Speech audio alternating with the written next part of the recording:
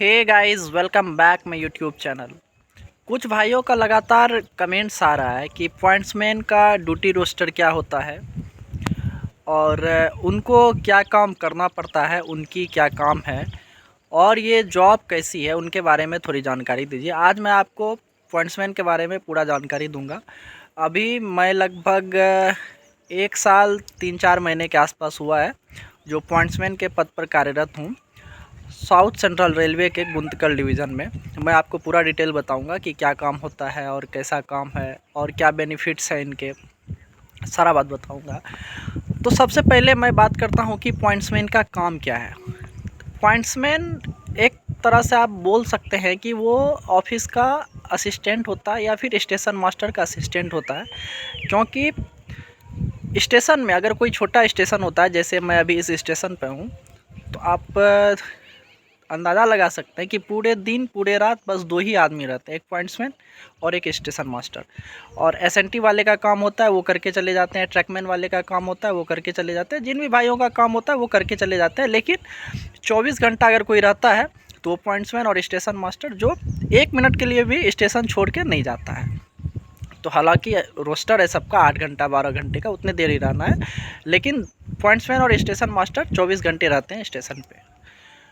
तो जितने भी काम आपके स्टेशन मास्टर के द्वारा बताए जाते हैं, मान ले जैसे कोई फाइल है, रजिस्टर है, उनको ज़रूरत है तो वो आपको देनी है, उनको पास में ही रखा रहता है, वो देनी है। और फिर जैसे मान लीजिए कुछ भी मेमो वगैरह लोको पायलट को देना है, गार्ड को देना है, ये वगैरह जो भी काम है वो पॉइंट्समैन का काम है, वो लोको पायलट को और गार्ड को जाके देंगे। और फिर आपको कभी अगर ट्रैक पे जैसे पॉइंट फेल्योर आ गया या फिर ट्रैक डाउन आ गया, उन सबको जाके देखना सबसे पहला काम है पॉइंट्समैन का। उनका काम है जाके चेक करना। अगर उनसे सॉल्व नहीं हो रहा है तो एसएनटी वाले को इन्फॉर्म किया जाता है, फिर वो आके उसको सॉल्व करते हैं। उसके बाद पॉइंट ट्रेन को स्टेबल करना, जैसे कोई ट्रेन जा रही है, उनका आवर्स हो गया है पॉइंट्स ये लोको पायलट का, तो ट्रेन को स्टेबल करना होता है, वो भी पॉइंट्समैन का ही काम होता है। जो कि पॉइंट्समैन के नज़रिए से यही एक हार्ड वर्क है, ट्रेन को स्टेबल करना या फिर लोको का कट करना, ये पॉइंट्समैन के नज़रिए से ये थोड़ा हार्ड वर्क है। और उसके बाद एक वर्क होता है आपको ट्रेन एक्सचेंज करना, ऑल राइट सिग्नल का।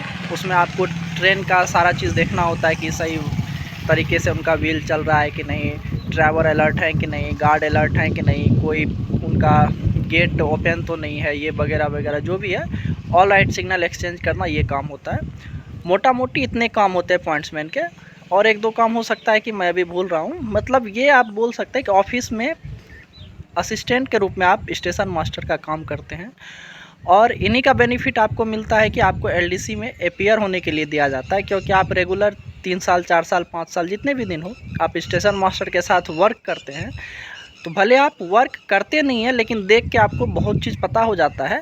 तो इसी वजह से क्या होता है कि एलडीसी में अपीयर होने के लिए पॉइंट्समैन को दिया जाता है, जिससे इनका प्रमोशन बहुत जल्दी सीसीटीसी स्टेशन मास्टर और गुड्स गार्ड में हो जाता है। ये बहुत बड़ा बेनिफिट है पॉइंट्समैन का। और पॉइंट्समैन में प्रॉब्लम क्या है, एक स्टेशन पे एक ही पॉइंट्समैन रहते हैं, तो इनको लीव में बहुत ज़्यादा प्रॉब्लम होता है पॉइंट्समैन को लीव मिलने में। क्योंकि अगर आपको लीव मिल रहा है तो आपके जगह पे फिर किसी दूसरे पॉइंट्समैन को ला के देंगे, तभी आपको लीव मिल सकता है, नहीं तो लीव नहीं मिल सकता है। और सब डिपार्टमेंट में क्या होता है कि वो लोग 5 आदमी 6 आदमी 8 आदमी 10 आदमी काम करते हैं, तो उनको आसानी से लीव मिल जाता है। अगर 10 आदमी है उसमें से 2 चला भी गया तो काम लोड बढ़ेगा लेकिन काम नहीं रुकेगा।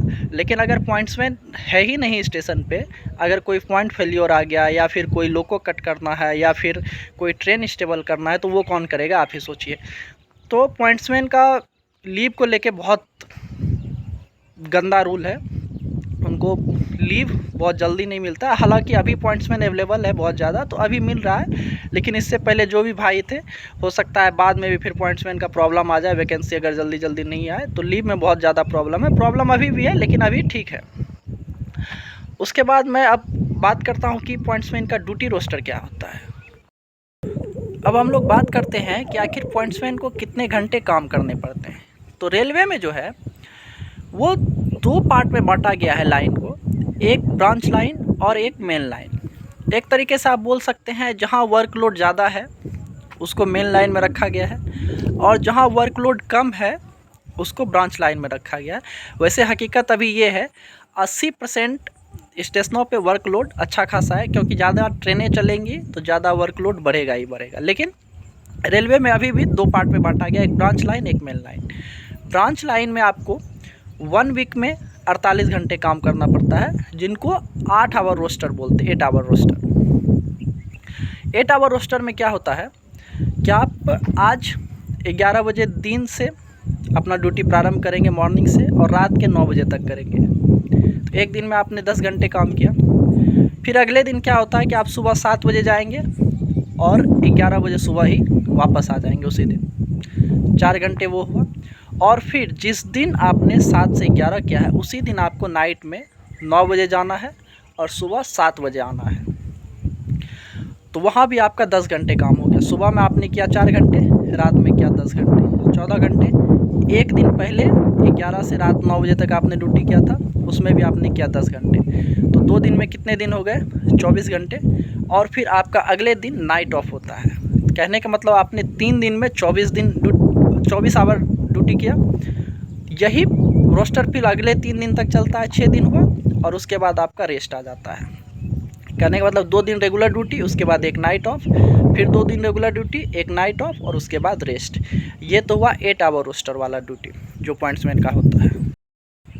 अब हम लोग बात करेंगे 12 आवर ड्यूटी रोस्टर का। 12 आवर ड्यूटी रोस्टर में क्या होता है कि आपको 12 घंटे काम करने पड़ते हैं, सुबह 7 से शाम के 7। फिर दूसरे पॉइंट्समैन आएंगे, वो शाम के 7 से सुबह के 7 बजे तक काम करेंगे। ये हुआ 12 घंटे का ड्यूटी रोस्टर। लेकिन इसमें भी क्या है कि अगर आपके स्टेशन के बगल में रेलवे क्वार्टर्स है तो आपको फिर वीक में 6 दिन काम करने पड़ेंगे। कहने का मतलब आपने पूरे वीक में 72 घंटे काम किया है।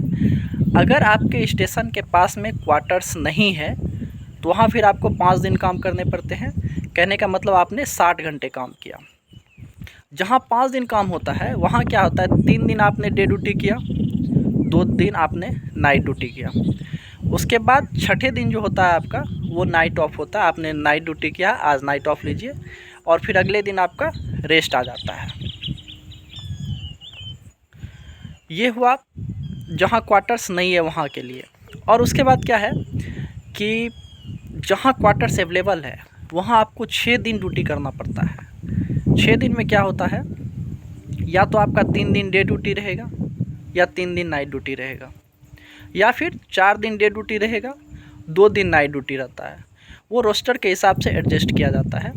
उसके बाद जो आपका 7वां दिन होता है, मान लीजिए आपने 4 दिन डे ड्यूटी किया, 2 दिन नाइट ड्यूटी किया, 6 दिन हुआ। 7वां दिन आपका रेस्ट रहता है, नाइट ऑफ नहीं आता है उसमें। कहने का मतलब आपको वीक में 6 दिन काम करना है और जहाँ क्वार्टर्स अवेलेबल नहीं है वहाँ वीक में 5 दिन काम करना है, टोटल से 60 घंटा। और जहाँ क्वार्टर्स है वहाँ टोटल से 72 घंटा। और जहाँ 8 आवर्स का रोस्टर है वहाँ से वीक में 48 घंटे काम करना पड़ता है। तो कहीं का रोस्टर कुछ अलग भी होता है, कहीं कहीं 7 से लगातार 8 घंटे करा लिए जाते हैं, फिर अगले दिन 8 घंटे आइए।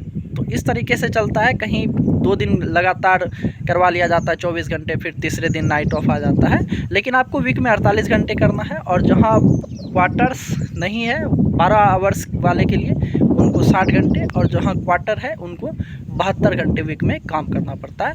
ये है पॉइंट्समैन का ड्यूटी रोस्टर। तो फिलहाल मिलते हैं नेक्स्ट वीडियो में। अगर और कोई आप लोगों को जानकारी चाहिए तो बताइएगा, मैं उस पर वीडियो बनाऊंगा। मिलते हैं नेक्स्ट वीडियो में, तब तक के लिए धन्यवाद।